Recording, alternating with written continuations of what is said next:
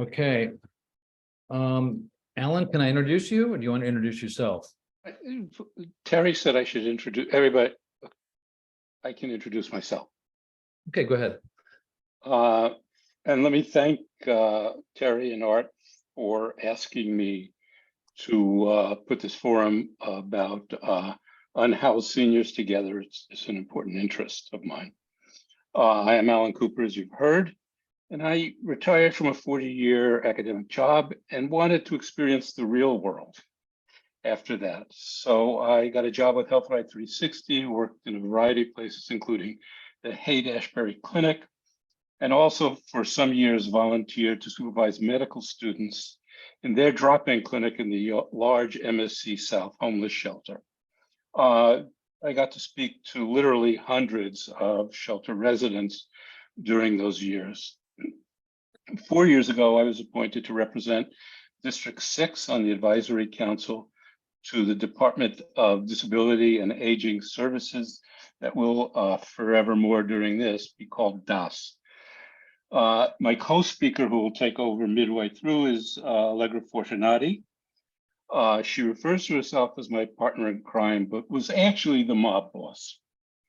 She was a long-term member of the DAS Advisory Council and is a retiree from the UC system.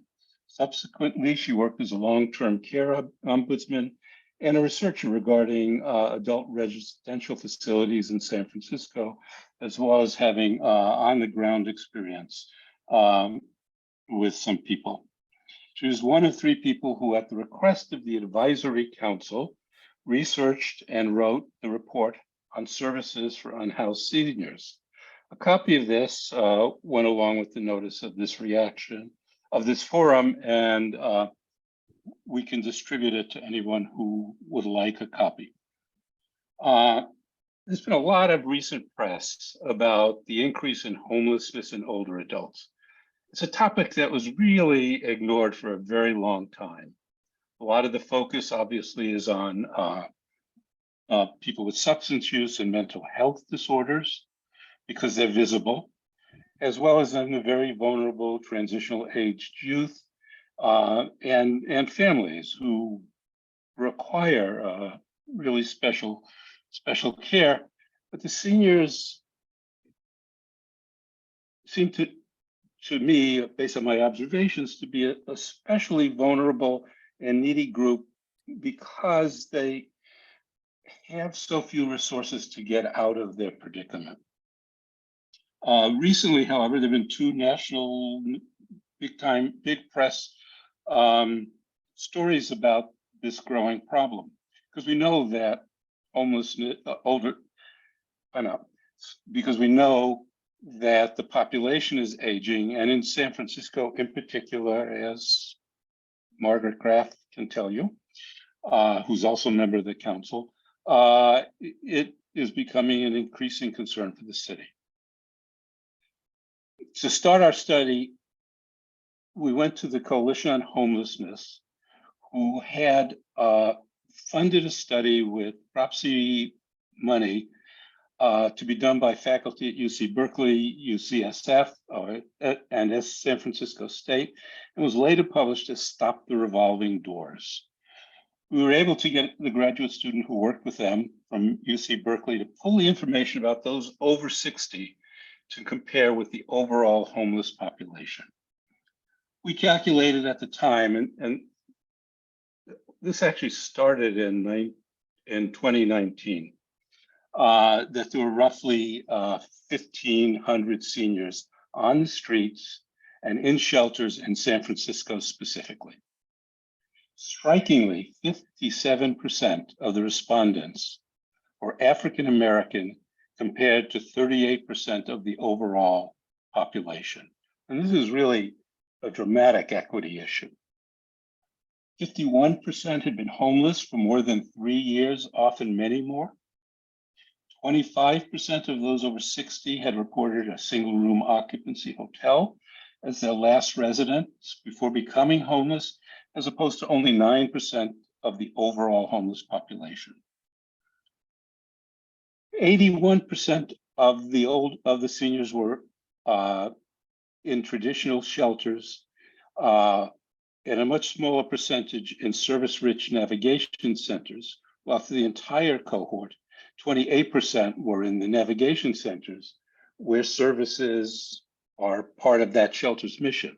Services are not part of the mission of most of the shelters, certainly not MSC and the other large, the other 2 or 3 large shelters. Disabilities were quite common amongst the older people in shelters, not surprisingly, and mobility issues were the most notable and identified most frequently. The ability to get around, how difficult it is to get to doctor's appointments, to the pharmacy even. Mental health complaints and substance use patterns were frequent and different from the overall cohort, but the severity and whether these were primary or secondary problems was not elicited, and that information is really hard to come by.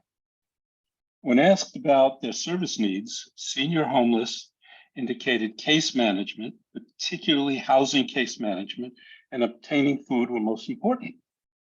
Among the disabled, top service needs were housing case management, mental health treatment, and overall case management, anger management, and substance use treatment. In San Francisco, DAS provides a rich array of services to seniors. I think it's a very good department, one of the city's really smoothly functioning departments that does a lot of good for the older adults. They provide Meals on Wheels, in-home support workers, rent subsidies. But we learned early on that none of these are provided to unhoused or homeless seniors. That's what's shocking, because when the Department of Homelessness and Supportive Housing, now referred to as HSH, was created, this responsibility was transferred them, and DAS specifically, which had done some things, according to the director at the time, in the past, dropped their work with homelessness. It should be noted that the study I described above was done before and started before COVID, and much of it continued during COVID. Many of the people who were homeless and were over 50 were housed in SIP hotels during the COVID, and around 700 people from the SIP hotels were eventually housed. The number of unhoused seniors who were really over 60 is not known, and what has happened to them subsequently is not known, although I think HSH is now trying to get some of that information. It was during their transition in leadership. Okay, now our boss, Allegra Fortunati, my boss, will discuss the results and recommendations of our study. Yes. Okay. So, oh yeah, I gave you a background. Go ahead. okay. So on top of looking at the data from the Coalition on Homelessness survey, we conducted at least 17 interviews with the staff from 16 local governmental organizations and city departments. Some of the key findings from those interviews included that services within shelters, navigation centers, and on the street that do exist are scattered and uncoordinated. There was no universal care coordinators able to work with medical and mental health personnel and other organizations outside their own bailiwicks. So as an aside, when officials or bureaucrats say that they provide wraparound services, I suggest that people be skeptical about that, particularly when it comes to seniors. And you'll see why when I get through this list. So no significant special programs have been designed to assist homeless seniors. Almost all access to housing, permanent supportive housing, and scattered housing is controlled by HSH through their housing providers. The prioritization for housing that HSH uses is opaque and does not include seniors as a priority. Prior to COVID, we had been told that families, transitional age youth, veterans, and women subject to domestic violence have been the main recipients of housing. So within shelters and centers and on the street, the types of special problems that the staff from these organizations and city departments observed were that unhoused seniors suffered from sometimes serious mental illness, dementia, and being at risk for falls, among other afflictions with which seniors are burdened. There is no mechanism in place to address these problems within shelters.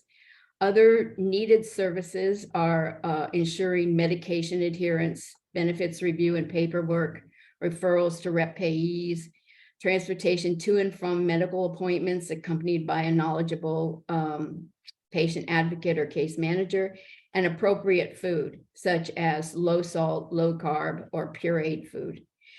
Few shelters provide activities or programs to counter social isolation and foster the development of a support network. Environmental factors within shelters and centers often work against the elderly.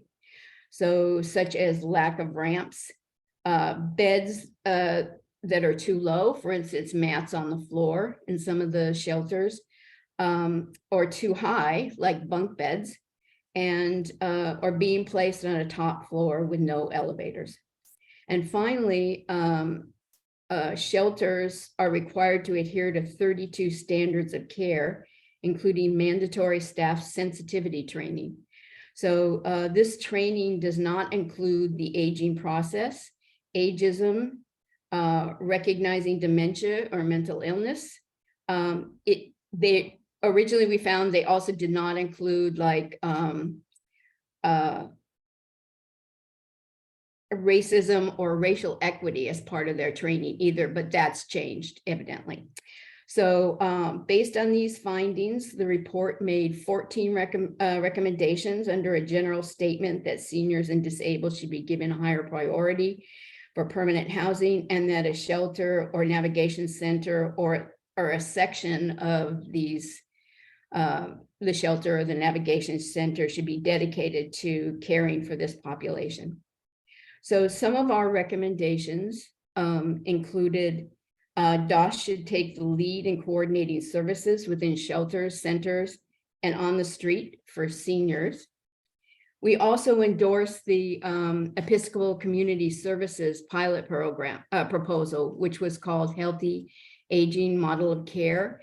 And it was a pilot project that they proposed originally, I think, to the prior leadership, you know, of homelessness and supportive housing, and it was rejected. So, but it called for a section of a shelter to be a designated area for seniors and disabled, and having a program built around them. And originally, because it was a pilot, it was only limited to 25 people. So says, but we wanted it to be applied to either a entire shelter or to dedicated areas within all shelters that can provide protection for seniors, possibly with an emphasis on African-American seniors and disabled. System-wide recommendations included increased training for shelter and center staff, and orientation sessions for shelter residents about what case managers are supposed to do, how to complain if you're not getting adequate services, a need for regular community meetings to allow clients to raise concerns, and requirements for written documents explaining their rights and available services within shelters, none of which existed. We also wanted to allow for greater access to assisted living facilities, skilled nursing facilities, and hospice for seniors and disabled homeless through HSH, not through necessarily Department of Public Health.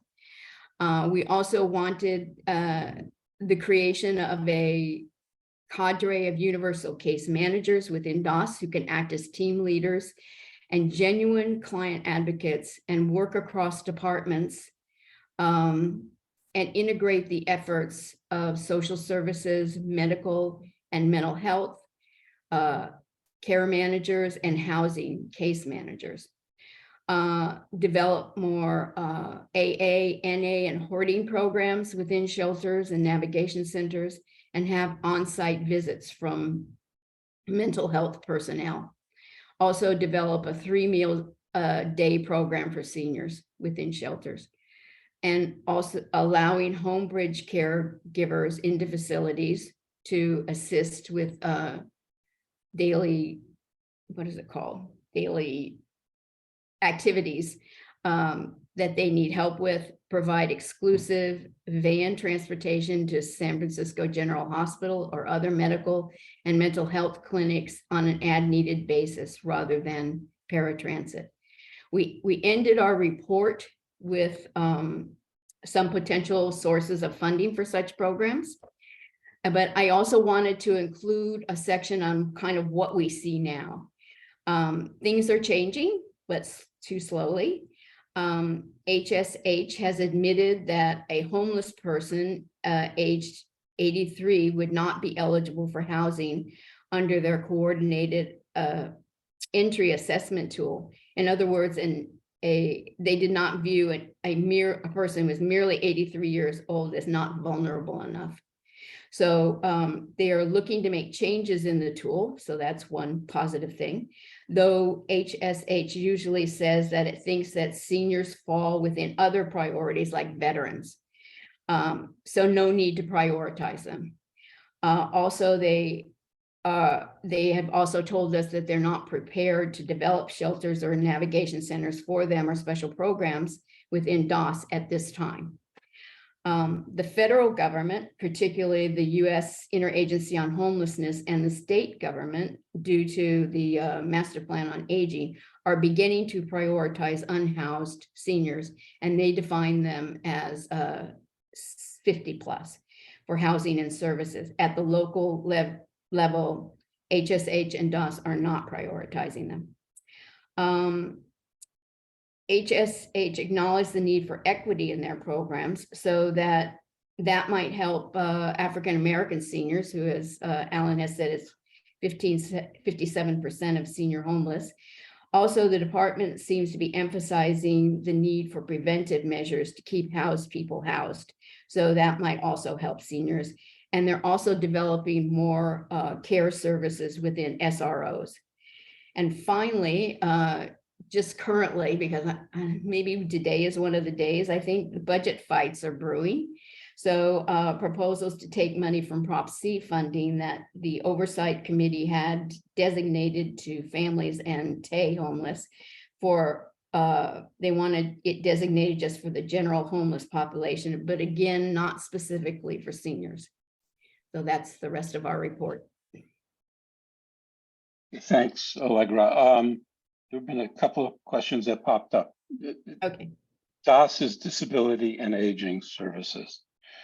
The tool is this formula that's secret, that all the information gets pumped into from a person if they have all of their papers and records, and they get a priority score for housing. And there's one other question quickly. Okay, that's it. When we presented, just briefly, when we presented the report, initially the response was, oh, we do all of this in supportive housing. And we pushed back that we weren't talking about supportive housing. And it was early in the transition when Shireen McSpadden moved from DOS to HSH. And we've had a better dialogue since. Shireen always shudders when we show up at a meeting, but she's a good person, and she's been, I think her heart's in the right place and wants to be responsive. Okay, next, we're going to move on so I don't get into too much trouble with Art about time. The next speaker is, I'm gonna find it, Patty, here we go. Patty Prune-Huber, who is a graduate of Middlebury College and Northeastern University School of Law, has had a long career in public interest law, including litigation, and is now at Justin Aging in Oakland, East Bay, where she's director of housing advocacy, focusing on issues in housing retention, homelessness prevention, for low-income seniors, as well as healthcare, fair housing, workers' rights. She's taught courses on welfare law and social policy, and labor and employment law.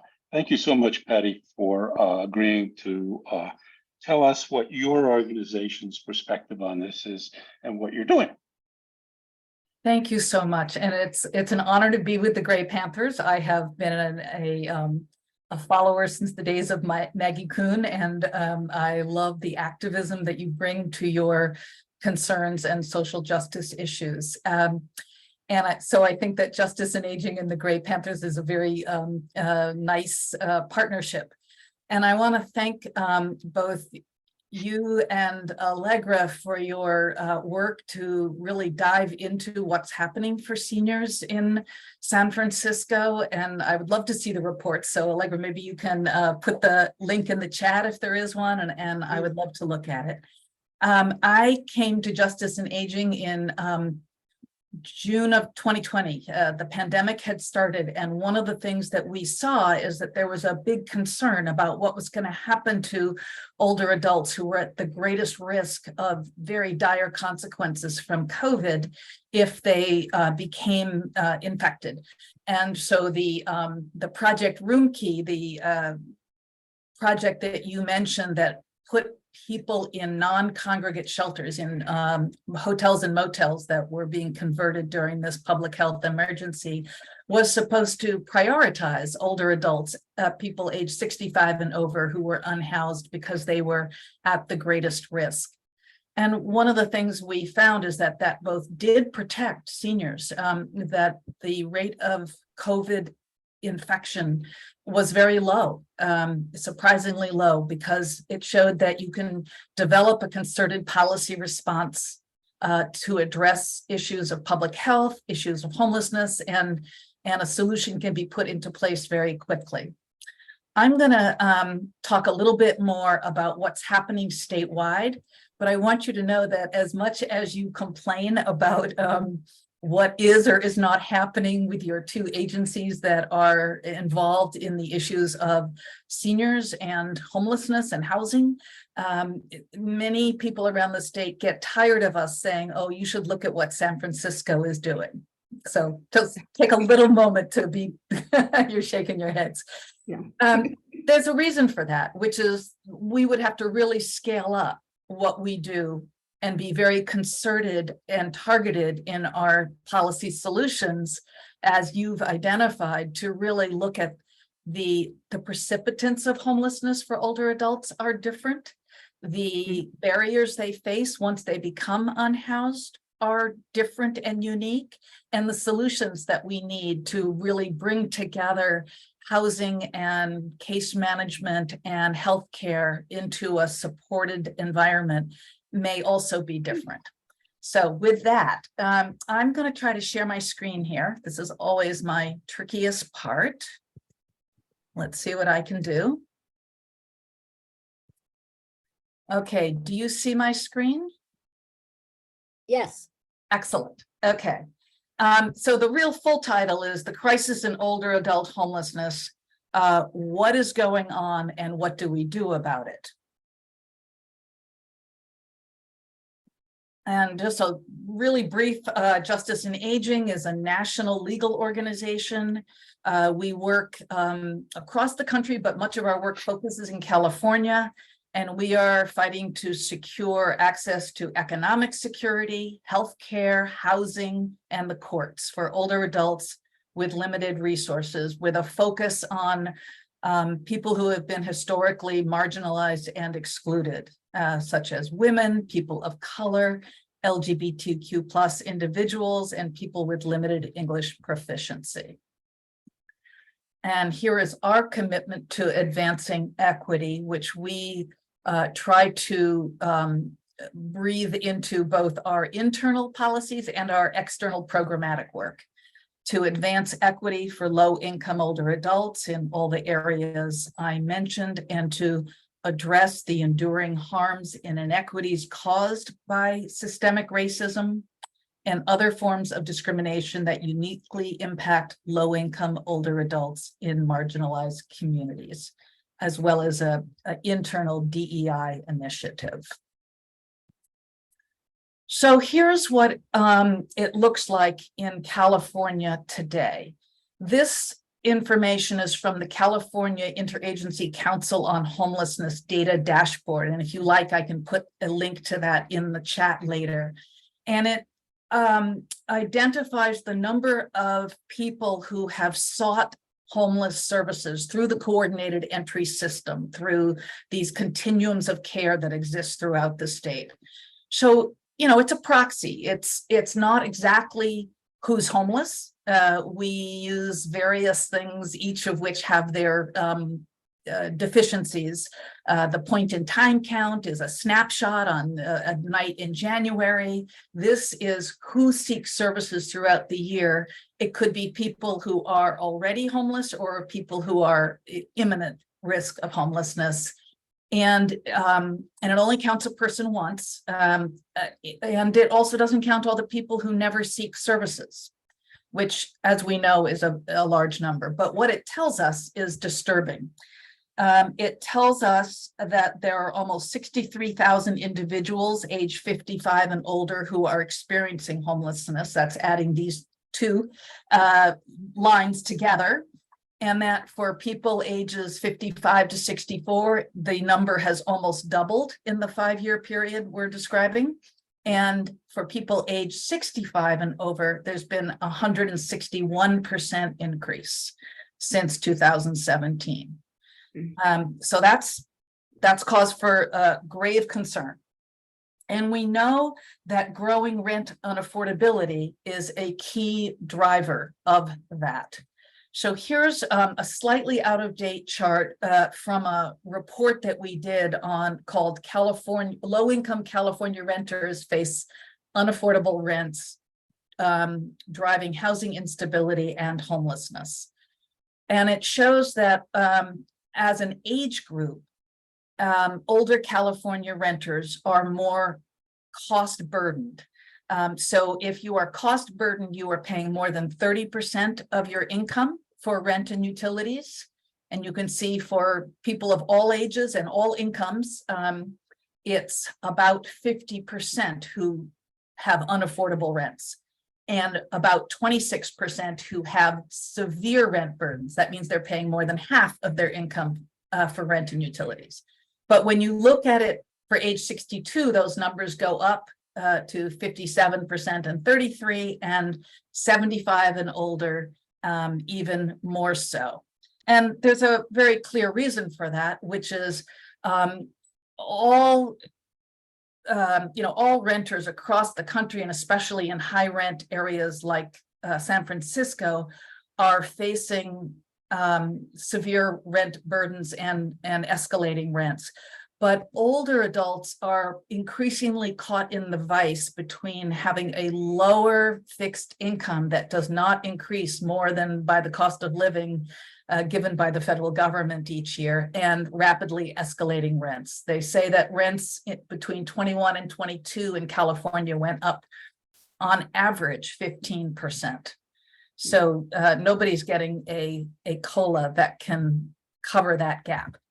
So we have increased housing precarity, and we also have some other factors that are causing older adults to become unhoused.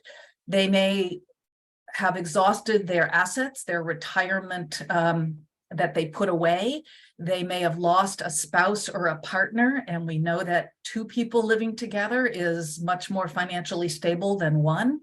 And this is particularly true for older women and older women of color who either worked low-paid jobs or spent large amounts of time caregiving. And it's also true that for people who have suffered an illness or an injury or a disabling condition, that can often trigger housing instability. So those are the reasons that we have a lot of housing instability among older adults, in addition to just the population growing older as a whole. And we are at a key moment in terms of older adult homelessness. And so the California master plan for aging was developed in 2021, and it committed to a goal of housing for all ages and stages, and to preventing and ending older adult homelessness.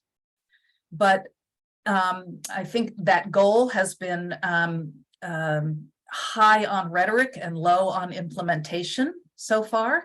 And so our work at Justice and Aging is to both raise the profile of this surge in older adult homelessness, and also to talk about targeted solutions that really address the problems faced by older adults who are precariously housed, and looking at homeless prevention, and who are already unhoused. So I think what I want to say is that first and foremost, it is a housing problem. It is a shortage of safe, accessible, and affordable homes that are available to the lowest income renters. This is a chart from the National Low Income Housing Coalition. It shows that in California, which of course is that red one over in the corner, that we have 24 affordable homes for every 100 extremely low income renters who are at or below 30% of area median income, which isn't a lot, but it's, for a single person, I don't know what it is for San Francisco, but I know in LA, it's about $27,000 a year. And this doesn't have to be that you have a federal subsidy. This is just, is your rent affordable? Is it more or less than 30% of your income? So those are the only charts I wanted to show you. What I really wanted to focus on is that we now know that we are doing a pretty good job of getting people housed. You mentioned some of San Francisco's programs to create either interim housing focused on seniors. You have the Home Bridge program, which brings basically in-home supportive services, the kind of help people need with personal care, with meals, and brings it into the site, so that even if you don't have the ability to direct your own care needs, that you can still live in the community. And I think that you also have done some work on some navigation centers that have been more focused on seniors and their needs. And I hear that there's a long way to go.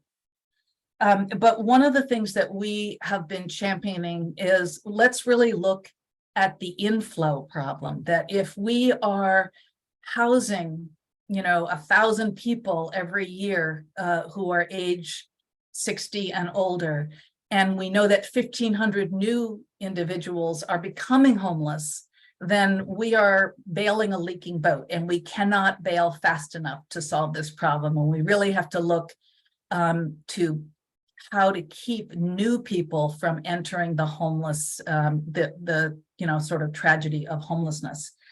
So one of the things that San Francisco has a project, and Santa Monica and San Diego now and Stanislaus County have pilot rental assistance programs that are targeted to seniors. And they often come with case management and some other services, and they often act as a bridge until the person can qualify for a federal housing voucher. Or if due to immigration status they can't, then it provides a longer term solution.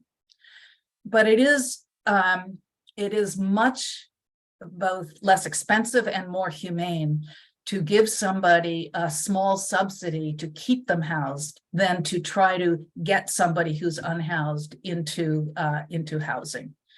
Their medical condition declines, their chronic conditions become exacerbated. It's, the shelter costs in San Francisco, it's around $300 a night. So if you could provide $300 a month to an individual so that they can keep staying in their home, that makes good sense from all points of view. And rental assistance has proven to be a highly successful way of preventing homelessness. There was a recent study, actually, I'm going to put in the chat a hot off the press UCSF Benioff study that came out today. That is the result of interviewing over 3,000 individuals across the state in 8 representative counties and doing 365 in-depth interviews. And what they found is what we know about homelessness, that the median age is growing older and older. Right now, the median age in this statewide study of those surveyed was 47. But that people interviewed ranged from age 18 to 89. And I just ask you to sit for a minute with the idea that there's a person out living in his tent or her tent or vehicle, unsheltered, because 3/4 of individuals are unsheltered, and is not able to get prioritized for housing. Contrary to many myths, 9 out of 10 people said they would take housing if it were offered. And they also found that of those age 50 and older, 45% became homeless for the first time after age 50. That this is an economic and health and lack of supports and lack of ability to navigate the coordinated entry system problem that does not really, is not the same as other populations. And one of the things that we know is that if people become housed, they can actually become more independent. They can actually recover some of that sort of chronic deterioration of their health conditions that occurs. We've had a lot of success with targeted housing solutions. If you look at veterans, we've had a dramatic decrease in the number of veterans who are unhoused. If you look at transitional aged youth, or TAY as they are fondly called, which are youths age 18 to 24, there's been similar success in getting transitional aged youth housed. So we need a similar targeted approach that really addresses all the kinds of issues that Allegra, you raised about what a senior-friendly housing solution would look like, both in shelters, and we know that shelters are unkind to older adults, and in interim to permanent housing, so that the only solution isn't that they become institutionalized in either a licensed boarding care or a nursing facility or remain unhoused. So one of the things, I think I just got asked something in the chat, the June 26th budget comment period for rental assistance for seniors and peoples with disabilities. I'm not sure if this is referring to the state budget. Justice and Aging is one of 5 proud co-sponsors of SB 37, which is a rental assistance, or to your San Francisco budget. And if it's the San Francisco budget, I'm going to let somebody else answer. But I think my time is up. I'd like to just leave time for questions at the end. And thank you for all the work that you do. Hey, thank you. That was wonderful. Yes. And our next speaker,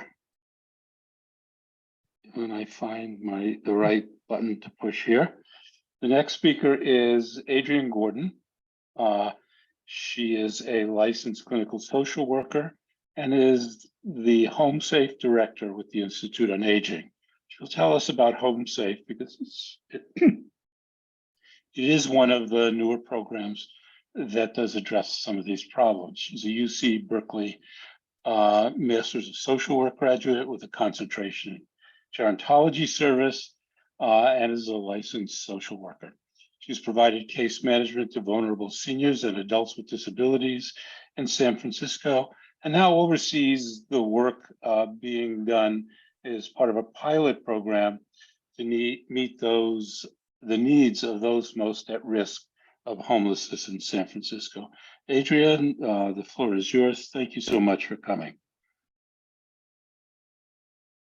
Thank you. Good afternoon, everyone. Thank you for having me and thank you for the introduction. Yeah, I will tell you all about HomeSafe and just to give an overview of our program, as well as to give you an understanding of what the work is that we're doing in San Francisco as a partnership with Adult Protective Services.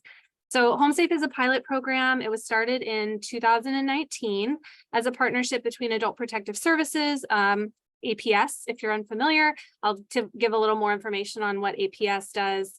And the Institute on Aging, who is my employer, both in San Francisco. So HomeSafe receives funding from the California Department of Social Services at the state level, which is filtered down through the county level through various counties' adult protective services programs. APS in San Francisco has decided to implement their services through a contract with Institute on Aging, so that because the need is so substantial, they wanted additional support from a community-based organization like ourselves to be able to support the implementation of HomeSafe services in the community. So as I mentioned, in case you're unfamiliar with Adult Protective Services, APS accepts and responds to reports of abuse, neglect, exploitation, and self-neglect involving older adults and adults with disabilities. They provide services across the community and engage in advocacy and training efforts. They are part of the Human Services Agency, HSA, which is also part of involved with DOS, as Alan was mentioning earlier. The Institute on Aging is a nonprofit organization. We have many different programs and services across the Greater Bay Area, but we're primarily housed in San Francisco.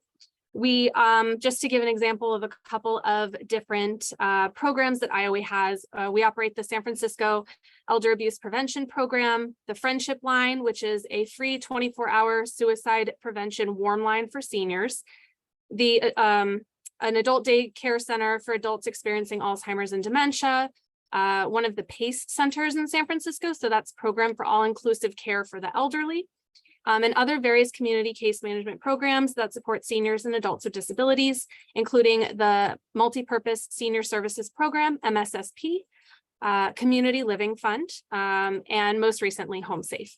And a little bit more about myself. So I am the program manager for the HomeSafe program.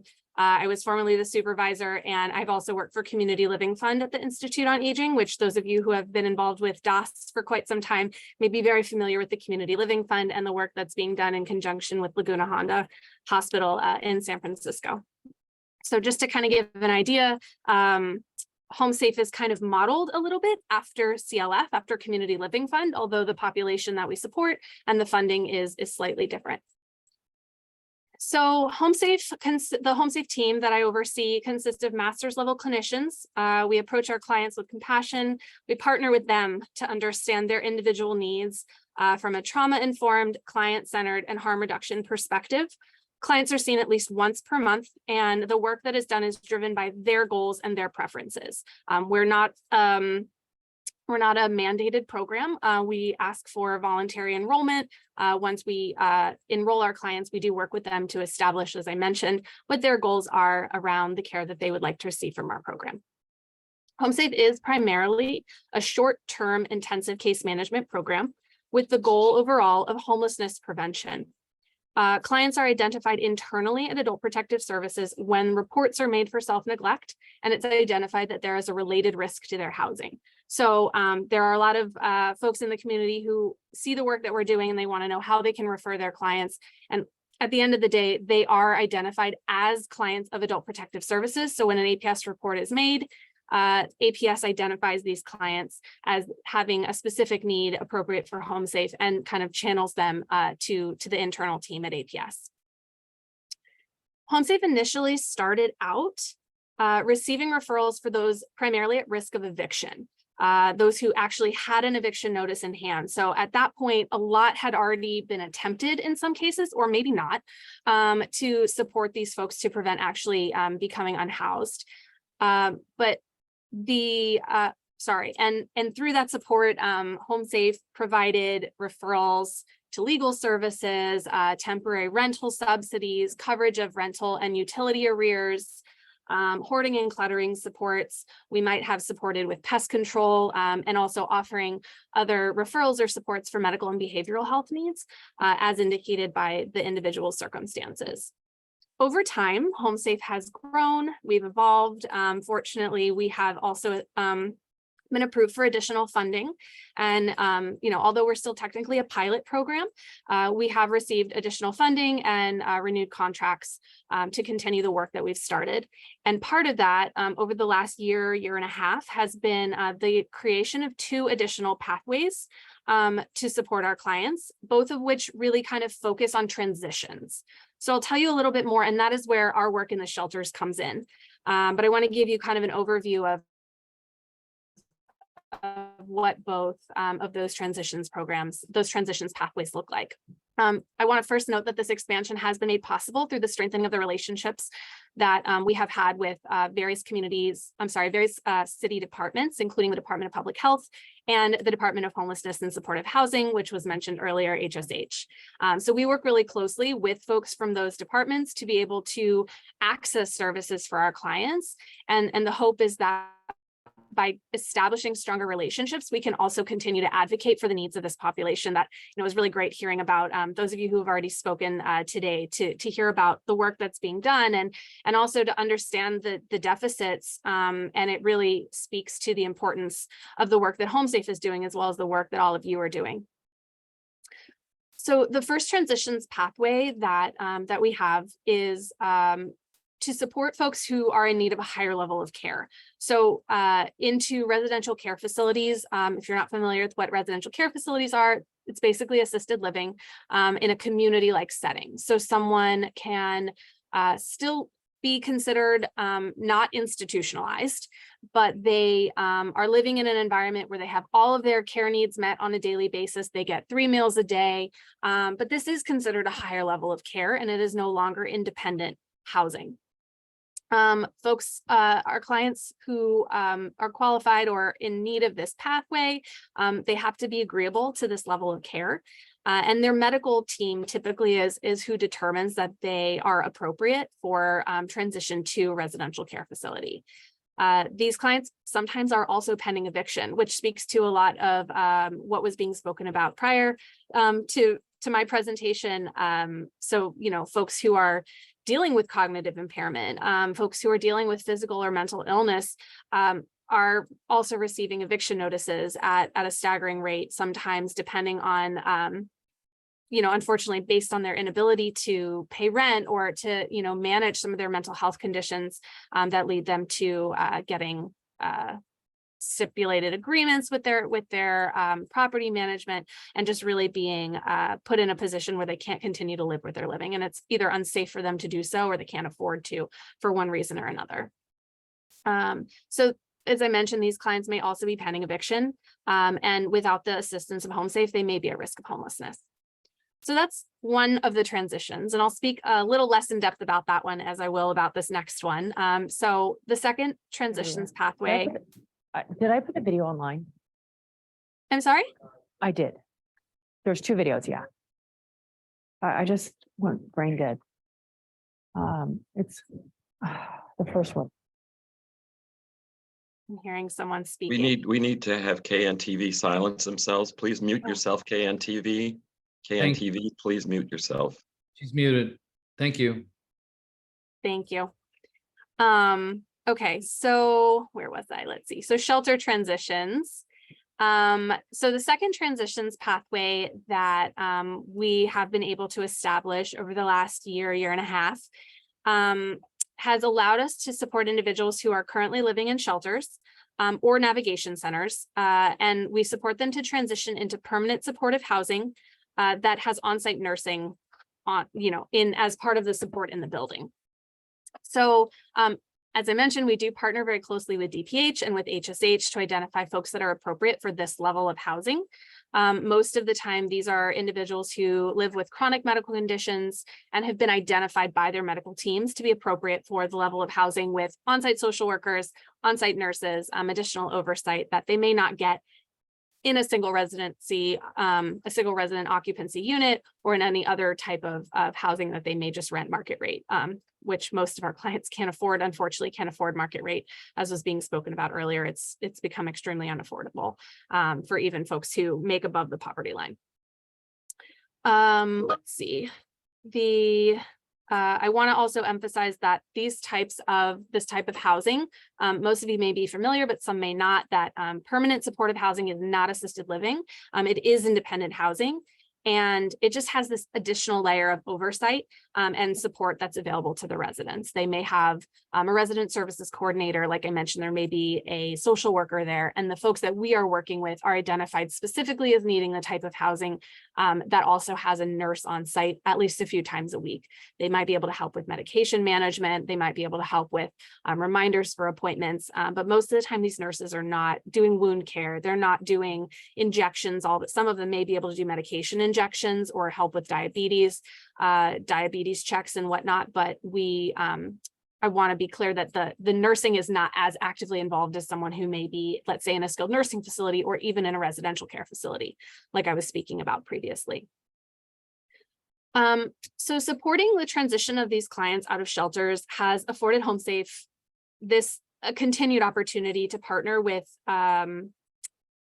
these other agencies across the city. And we regularly attend gatherings at various shelters or navigation centers. Each month we go to a different shelter, and alongside representatives from various other public benefits programs like SSI, like Episcopal Community Services, someone who is representing the adult coordinated entry point. And so we partner with them and we attend what they're calling a multidisciplinary team. We attend and we enroll clients at that time. So we have kind of a targeted effort along with other city departments. We utilize our partnership with HSH to access the available units within adult coordinated entry, although recognizing it is a limited system. And I acknowledge what was said earlier, that it's hard for these units necessarily always be appropriate. So one of the things that we're really doing is when we're initially enrolling our clients in HomeSafe, we're evaluating what their needs will be in terms of accessibility, in terms of on-site support. Will they need their microwave lowered to a chest level because they can't reach up? Maybe they're sitting in a wheelchair. So we do, take those concerns into consideration to ensure that we are finding the housing, or at least advocating for the housing that is the most appropriate for their particular needs. Let's see, I'm just checking my notes here. Okay, so in terms of our partnerships, we're also partnering with Episcopal Community Services. They do the housing navigation that some of you may be familiar with. And so we have a partnership with them where they work on identifying they collect the documents, they liaise with the property management and the housing subsidy funders, and then they follow up on unit inspections. While our case managers are focusing on what clinically is going to be necessary for our clients to transition and to feel comfortable in their new environments. What resources are they going to need to stabilize in the community long term?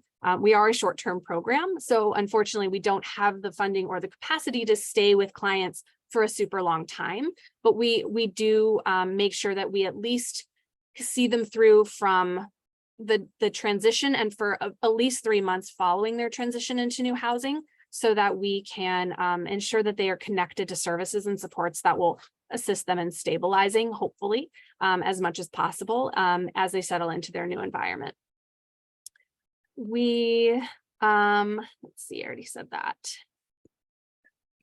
So we also have purchase of service dollars, which is part of the funding that we receive from APS, that allows us to purchase items for our clients, to purchase services for our clients.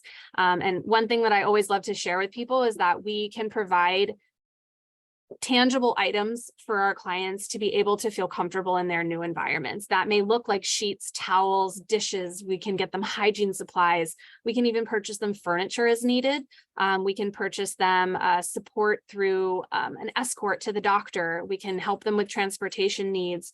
The goal is really to ensure that they get their needs met. We do follow a housing first model of care within Home Safe, and it's really an opportunity for us to be able to help someone feel more comfortable and safe, recognizing that they may likely have been through a significant degree of trauma in their lives that may have something to do with their reason for being unhoused, or maybe not. And it is something that we really want to be mindful of when we're supporting the folks that we work with.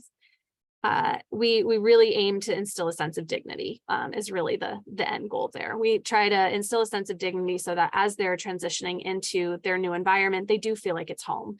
It may take them a while to get settled in. I mean, I recognize that some folks feel safer on the street. They feel safer on the street than in a shelter because it's the devil you know versus the devil you don't know in some cases. And so our clients do come with complex medical and psychiatric histories.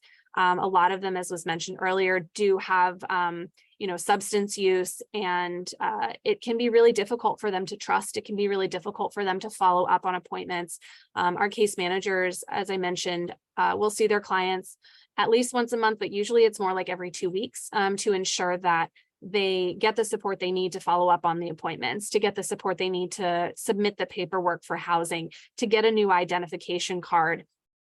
So many of our folks, have been unhoused for a number of years. And we really work with them, as I mentioned earlier, to connect with the services that they're interested in connecting with. This may be in-home support services like Homebridge. This may be specialty medical care, mental health and substance use treatment, other behavioral health services, money management, vocational services, or even adult day programs if that's something that they're interested in. So my last point here is just to mention that the growth of Home Safe over the last few years and the solidification of additional transitions pathways has been an opportunity for our program to strengthen relationships across the city and to help more individuals in need of this level of high touch support. Close partnerships with our colleagues at DPH and HSH are essential to our understanding of and response to the changing needs of the aging and unhoused populations in our city. And we take a lot of pride in the work that we do. I don't come with research and numbers and, that sort of thing, but I do come with the experience of, having overseen the work that case managers on my team have been able to offer, and the real successes that we've seen and the dignity that we've been able to instill, sometimes for the first time, for some of our clients who are transitioning into housing. So just want to appreciate you all for giving me the opportunity to speak and to fill in for Carrie, who's one of the managers at APS. And I'm grateful to learn about your organization and the work that you're doing. And thank you again for having me today. Thank you very much. I think That was great. Thank you. Home Safe is one of the bright lights in what has been a relatively dark period, and hopefully it will grow. And it's something that that the Great Panthers perhaps could consider advocating for. All right, Art, do you want to control questions? Or do Sure. you want me to? Go ahead. I think it might be easier if I do it, because then you can be free to Yeah. answer. So Sure. Go ahead. if anybody has questions, please raise your hand physically or use the reaction button. And Alan, maybe you could scan or maybe Terry could scan the chat to collect the questions in the chat. So feel free to raise your hand now if you have questions. I see one hand so far. And if you have a question, raise your hand or put it in the chat. Okay, Matthew Holtz, go ahead with your question. Hi, there was a discussion about the homeless and touching a bit on people who are possibly soon to be homeless, but I'm wondering if I can get some more focus on people that are in danger of losing their place. For instance, Adrian, you mentioned eviction notices. What about homeowners that are receiving foreclosure notices, possibly because of the pandemic and they're having an uncooperative loan servicing company. Do you have any kind of means of helping those people out so that they do not become homeless?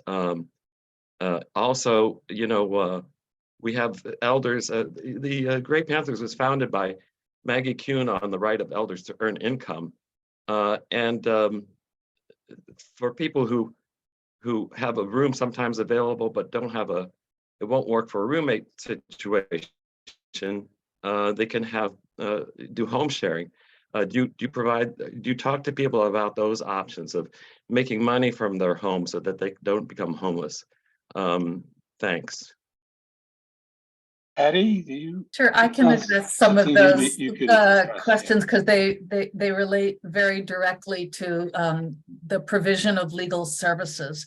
And Adrian, jump in if you have more to add. And I just want to sort of tip my hat also to Home Safe as a really great program. And some counties are doing a better job than others. And we hold up San Francisco as really engaging in that housing first, dignified approach using very multidisciplinary partnerships, which is a great way to get not just the label, but the true implementation of holistic services. So with that, there are a couple of things, Matt, that I can think of. First, there is a right to counsel in San Francisco for people facing an eviction. The question of whether they get to legal services for legal assistance, perhaps even full representation, is, sort of the devil is in the details. And I think that Home Safe, one of the key things they do is they connect people to legal services so that they can have representation. And it may be that with that representation plus maybe paying a couple of months of back rent, that tenancy can be saved. Do they help with foreclosures as well? Yeah, so many of the programs do now do foreclosure prevention, and in the Bay Area we have, it's called HERA. I always forget what it stands for, Housing and Economic Rights Advocates. They're based in Oakland, and they represent individuals who are having foreclosure issues. And many of these senior programs like Legal Assistance for Seniors in San Francisco, as well as it's called LASHICAP, Legal Aid for Seniors in Alameda County. They do provide foreclosure prevention representation. And one final thing, because I always have to make a plug for it, Justice and Aging has put out some materials on how older homeowners who are at risk of foreclosure can access the Homeowners Assistance Fund, which was COVID relief money. And if they can show in any way that their delinquent payments occurred during this period that goes, I believe, till March of 2021. So it's in the past. But if their delinquency occurred during that period in any way related to financial hardship associated with COVID, and that could be anything from I stopped getting my free Meals on Wheels to I had to pay to go get my prescriptions delivered by Lyft. You can really be very creative in thinking about what was financial hardship. That you can qualify for up to $80,000 of, and I want to emphasize, grant, not loan, payments to cover delinquent mortgage payments. And there's also a provision for delinquent taxes. And if you want, I'll put the fact sheet we have on that we did with the National Housing Law Project in the chat. Did that answer? Oh, and home sharing. We really like home sharing programs. We're not sure they scale up in a sort of systemic way, but we think that if it can work, that's terrific. And one thing that we're working on at the federal level is to make sure that when somebody can find 2 or 3 people to go into housing with, whether it's a home sharing or a shared apartment, that their SSI doesn't get reduced, that somebody helping somebody else out shouldn't cause them to lose income. So there's a whole bunch of technical rules in the SSI income counting aspects that we would like to see change so that in-kind support and maintenance is no longer causing the low SSI grant to go even lower. Okay, can we we'll go to a new question now from Allegra Fortunati. So I was interested in, this is for Adrian, more information about Home Safe because we were under the impression that you had very few, unhoused seniors that were your clients. So how many are you now handling? Hi, Allegra. Yeah, great question. I was actually just trying to respond to you in the chat while I was listening, but I'm glad that you brought it up again. So yeah, we have a small team. So the number of folks that we can enroll from each shelter every month is limited. I oversee right now no more at a time than 4 case managers in San Francisco. We have some in San Mateo as well. But so it's not as many as we would like it to be, but at the end of the day, we have enrolled in the last year over 30 clients, I would say, that are unhoused, that I would say over half of them have become housed within the time that we've been involved. So although the numbers are low, it's more than if we weren't involved, I would say. And so our goal is to continue revisiting shelters. We've now had this initiative, this shelter transitions model, since for over a year, and we've gone to a shelter at least once per month. So we've had an opportunity to enroll a handful. So it's not the same number every time, and it's not a high number, but I would say over the course of the year we've enrolled over 30. I hope that answers your question. Yeah, and when are you going to go off of the pilot status, for your program? Because when did you say you started? It was like 2019? Yeah, so that's over 5 years, I don't know what they need. And the fact that you have intensive case managers, I mean, that's really a lot like our description of those universal case care coordinators, or, that would work with all, that are much more involved with like medical, mental health, not just social services sort of thing. Mm-hmm. Yeah. Yeah, that's a great question. I actually don't have a great answer for you. We did just have our contract renewed for another couple of years. So we have funding, at least for IOA, through APS until 2025, which is great. And I anticipate that we will eventually become a formal official program in the budget, but I do anticipate that it has something to do with the state budget. So I can't say when we will be able to remove our pilot status, but the work we're doing is not stopping anytime soon. So all of your money comes from the state, but filtered through the city. Filtered through APS, correct. Okay, you don't get anything from like general fund or HSH, because I mean, really, to expand your program, is kind of what we want, at least the beginnings of it, because to me, all homeless seniors should have intensive case management. I mean, it's just so multiple problems, like in each one of them.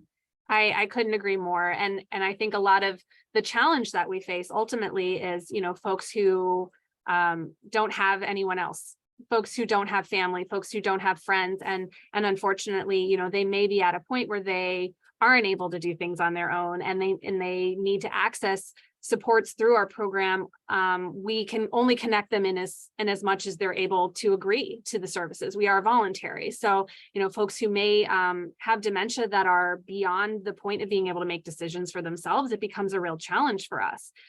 Fortunately, the folks that we are seeing from the shelters don't have that problem as frequently. Those are more of our assisted living clients because I would say the eligibility for someone staying in a shelter, there are still eligibility criteria. And so folks who are in shelters that need a little bit more assistance, oftentimes have already been filtered out. They may unfortunately have been hospitalized. So it's not perfect, of course, but I agree with you. I mean, I think if we could reach more people for case management, we would be more than happy to provide that level of support as frequently. And that's one of the great things that Institute on Aging does, is we do provide case management for so many different groups of clients. I was mentioning at the top of my presentation the number of different programs that we have through our community living services division. Okay, thank you, Adrienne. Terry, do you have a question or something from the chat? My impression of these services is you're taking care of very few people at great expense, and filtering it through multiple bureaucracies. I also know someone who is an intensive case manager, and she spends most of her time dealing with other bureaucracies, and has a patient actually who's in medical respite who doesn't even get direct assistance with taking his medications. He's expected to show up at a window. I mean, it's just so my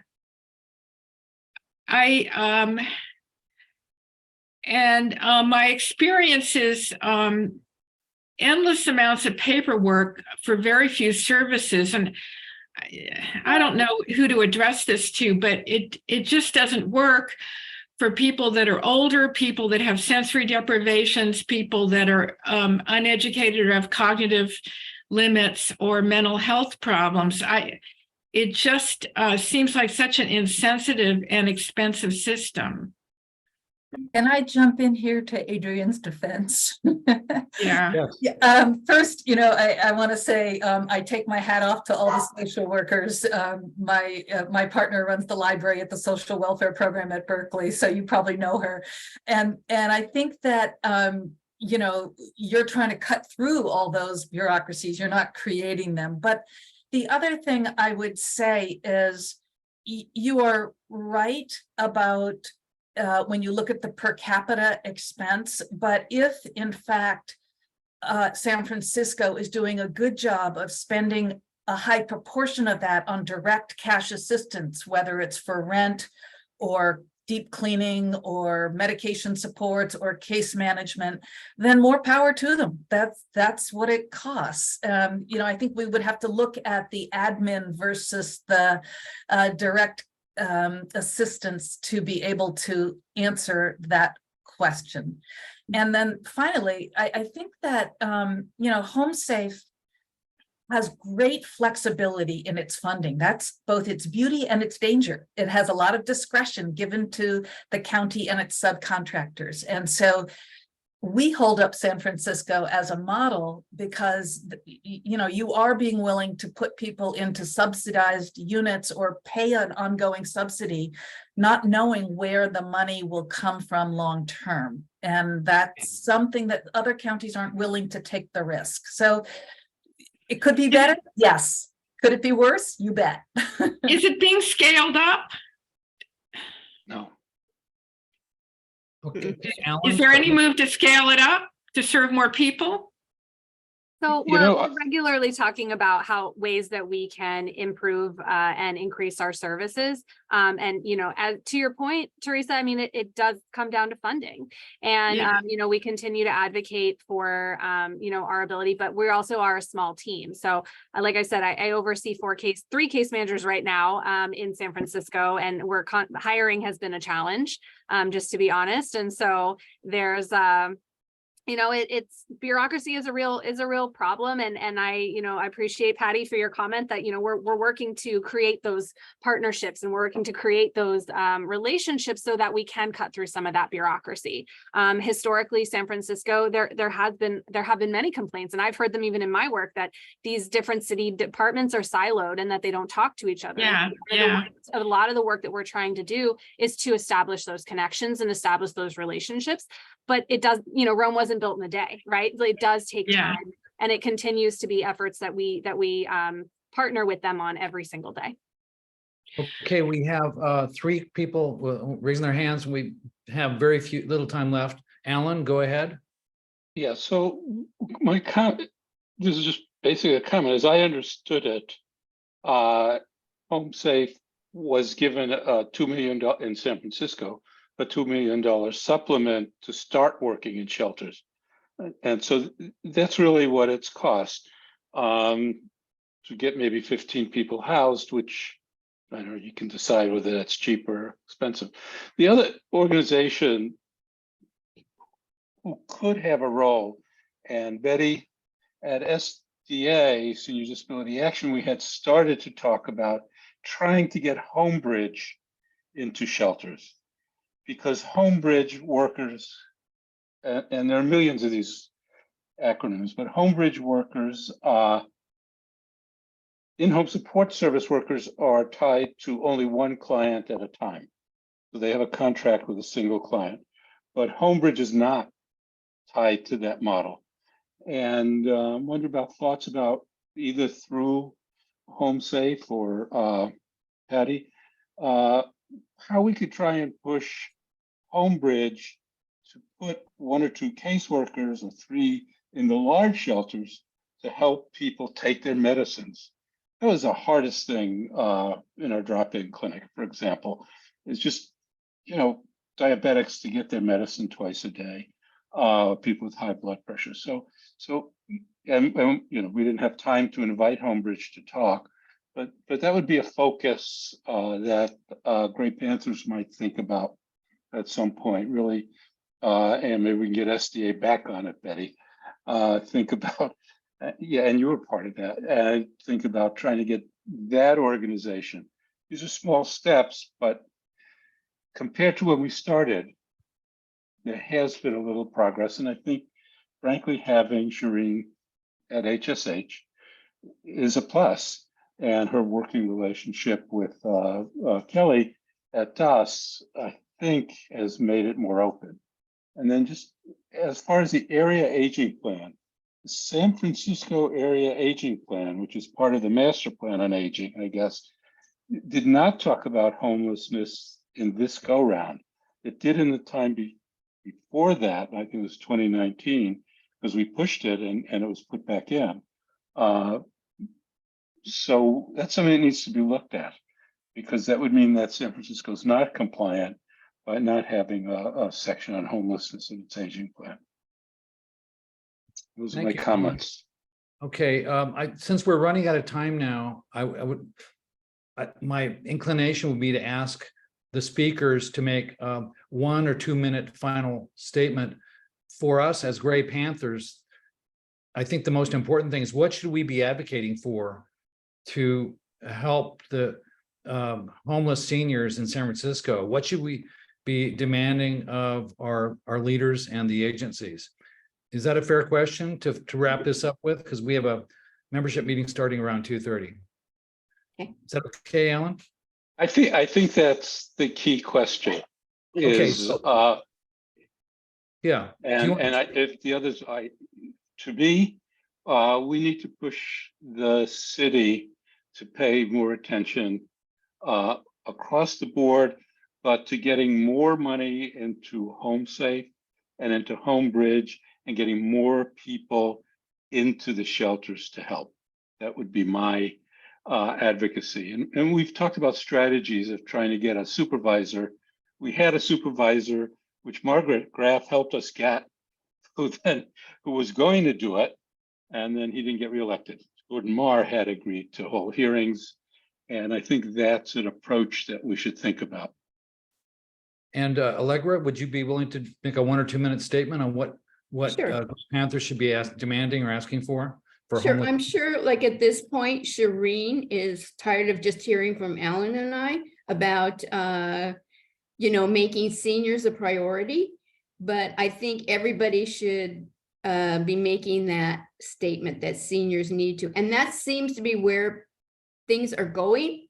I think she just needs a big push, and the supervisors need to be aware of that. Definitely more funding. And of making DAS the lead department, in terms of helping seniors in the unhoused seniors, but that are in shelters and navigation centers and on the street. And then also, obviously supporting HomeSafe, more. And for the work that they're doing for unhoused seniors, not so much people who are at risk. I mean, there are already programs for that, and I'm sure they're going to expand that too. And somebody had mentioned in the thing about I've been reading this book, which is, you can't see it, but it's How 10 Global Cities Take on Homelessness, Innovations That Work. San Francisco is not one of the cities. So, and I've just kind of begun the book. So I suggested reading the book. And then Houston had done a lot of this because of the lack of uncoordinated effort and this lack of teams, that we've been kind of talking about. And literally it took the mayor of their city to kind of knock all the people's heads together and also develop, I think they were the city that developed a database that was shared by all these things. I mean, as San Francisco and now it's like for the most part, like the medical doesn't communicate with mental health, even within their own, these mental health clinics and stuff, and they don't have access to the information, let alone the case managers who are left out of everything. And, and it would be, instead of them coming in and doing assessments each frigging time, that's the thing I noticed the most is like the hub. I worked with a woman for almost 3 years and got a real sense of what that system of care is. And to me, it was like ridiculous. And it's because every single time, she was referred to somebody or, she talked to anybody, they had to do an assessment first. If there was like a database where most of that information was already put in by one person, and that could be just added to by others, that would save half of their time. Thanks, Allegra. How about you, Adrienne? And before we'll give Patty the last word. 1 or 2 minutes on what we should be doing in what should Gray Panthers be asking for or demanding to serve the needs of homeless seniors? Yeah, I appreciate what Allegra was just speaking about with regards to just greater communication across the board. I mean, like I was mentioning earlier, breaking down some of the barriers between the city departments and establishing a more comprehensive and holistic model for our seniors to be able to receive support across different disciplines, I think can really increase the level of support that they can receive.